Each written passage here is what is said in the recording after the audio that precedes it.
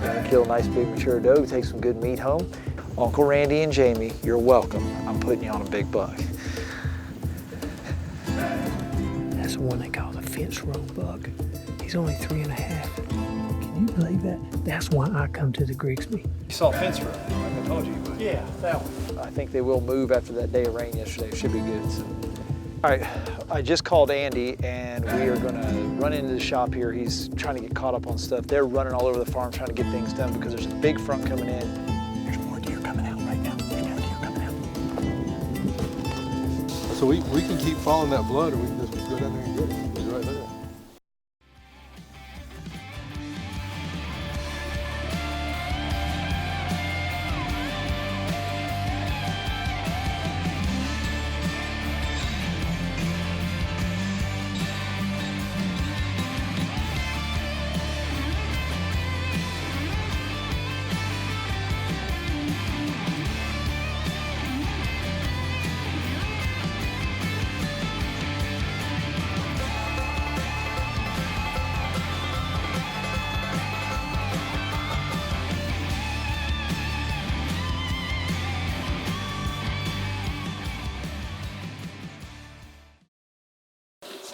Guess what I saw tonight? I saw a buck had more tines and splits, and it's huge. You saw a fence row then, like I told you. Mike. Yeah, that one. Split two, split threes. Oh, yes. Beams the end of his nose. Yeah, it's like his horse is Gonna be an absolute giant when he's yes. old enough. Oh, yeah. You sure he's 3.5? You're the one that said he was, last year, you saw that deer 100 times and said, when he's old enough, can I shoot him? And I said, how old do you think he is? You said 2.5. So that means he's 3.5. That means he's a couple of years away.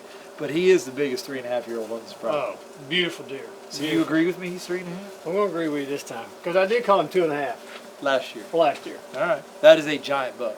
That's what it's all about here, because we're able, because it's such a big property, you know, we're fortunate because we have control of a big block. And with all the food we grow here and all the crop that the Grigsbys leave for us, and then all the food plots they help us plant, they can get big, and they can make big jumps from 3 to 4, and 4 to 5, and 5 to 6. So maybe 3 more years you can shoot that buck. I'm taking you up on it 3 years.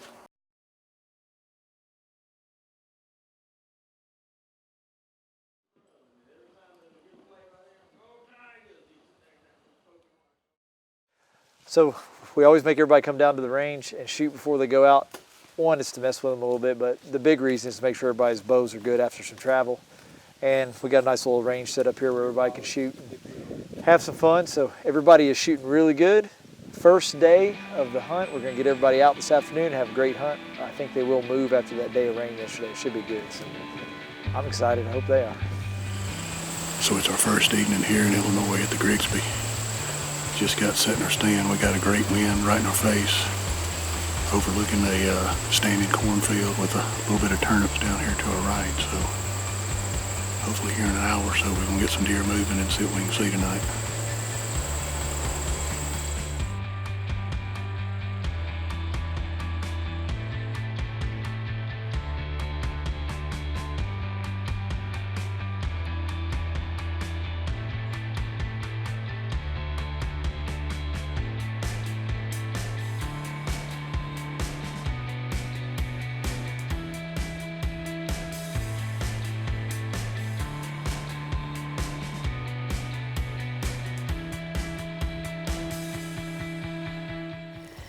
So first evening here in Illinois.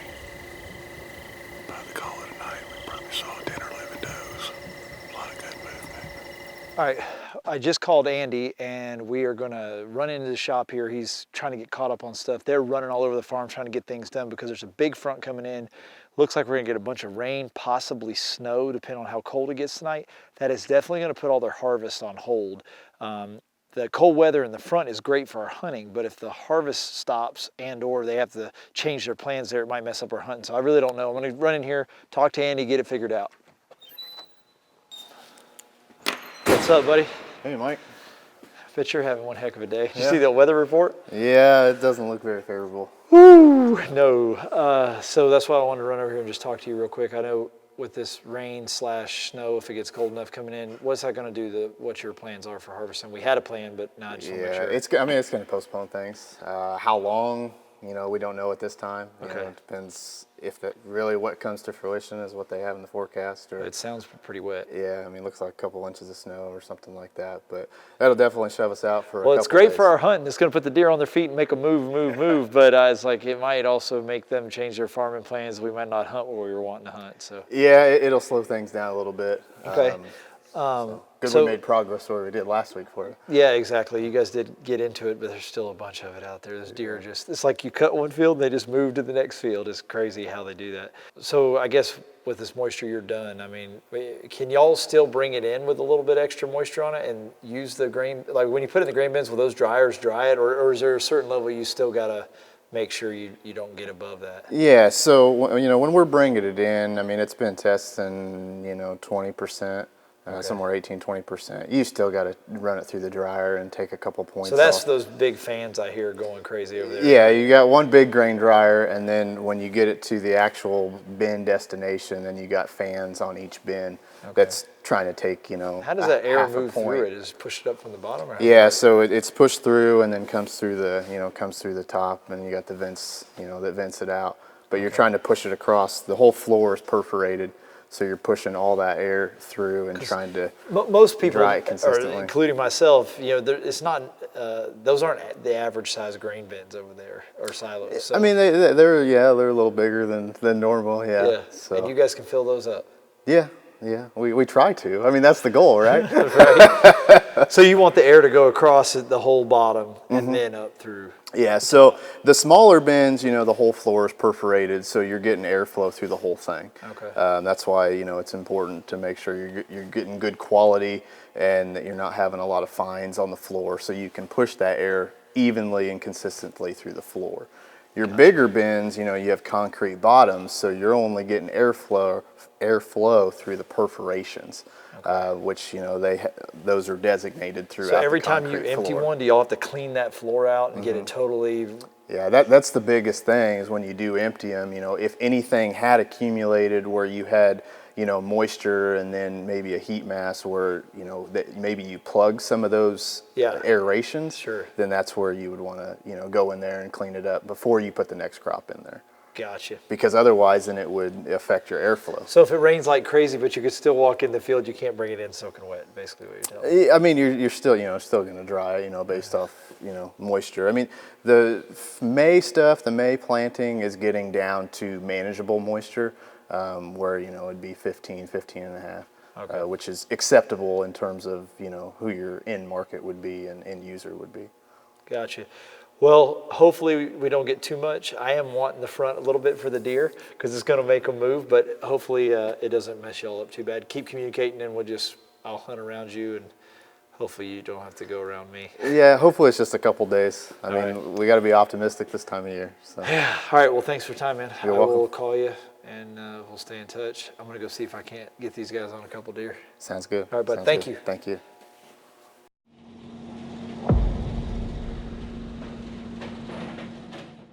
The rut is finally on here at Grigsby. Bucks chasing does like crazy. Hung a couple new stands the other day, and I always like to have mowed walking paths in and out of the stands where I can, especially into the timber or through CRP grass or the tall grass on the edge of these fields. That way my guys can get in and out super quiet. I got the little 1025R tractor here, and I got my bush hog. I want to show you though the quick hitch that I got from Sloan Express.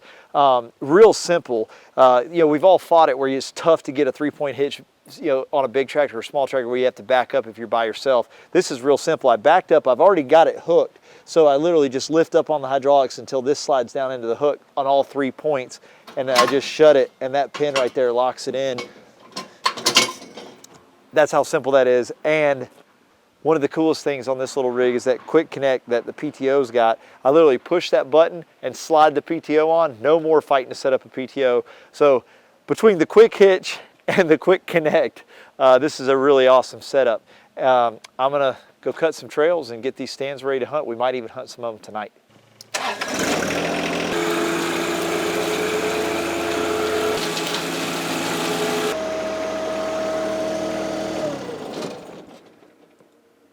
That looks good. So like I was saying, you know, we like to have these walking trails cut going in and out of these stands, keeps everything quiet. We can get in and out real easy, and the deer like to walk them. This little tractor is a perfect setup to do that. So on to the next one.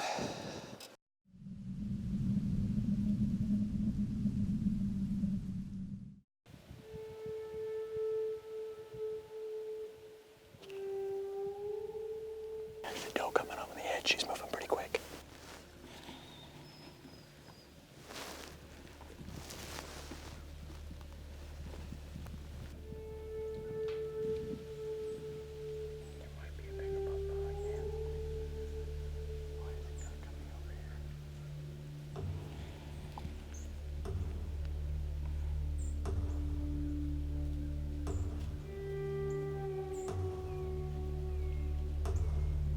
This doe pushed right through here.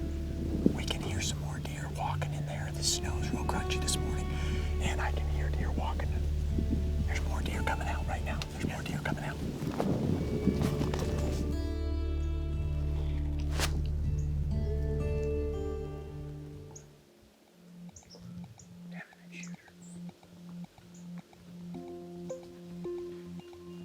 There's more deer coming up down there.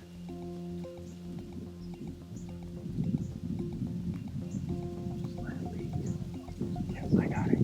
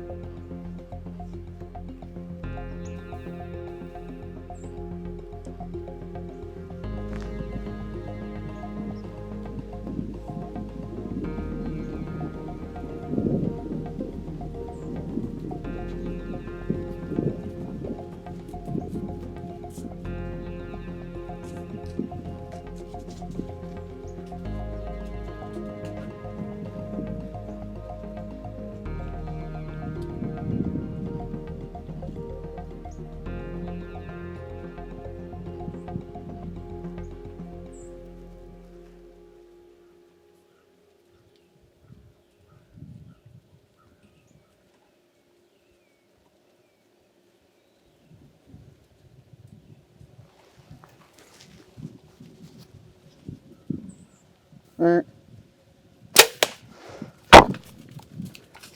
smoked him. Smoked him, baby. Smoked him, baby. Smoked him, baby. Oh, Jesus, God, go down. You will. We just smoked him, baby. We just smoked him, baby. Thank you, Jesus. Oh, I just hope that I can find a way to give God the glory through that. We smoked him. I mean, we game ranked him, baby.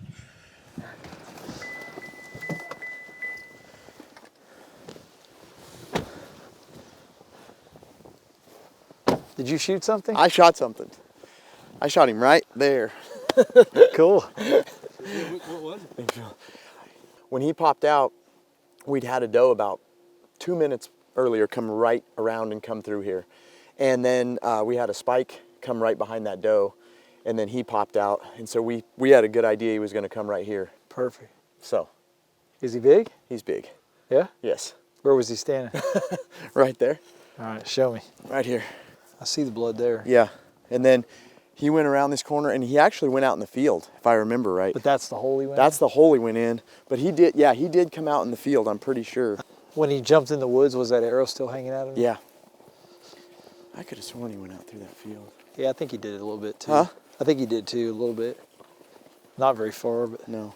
that's where he went in, right? Yeah, there. right there. So we can keep following that blood, or we can just go down there and get him. He's right there.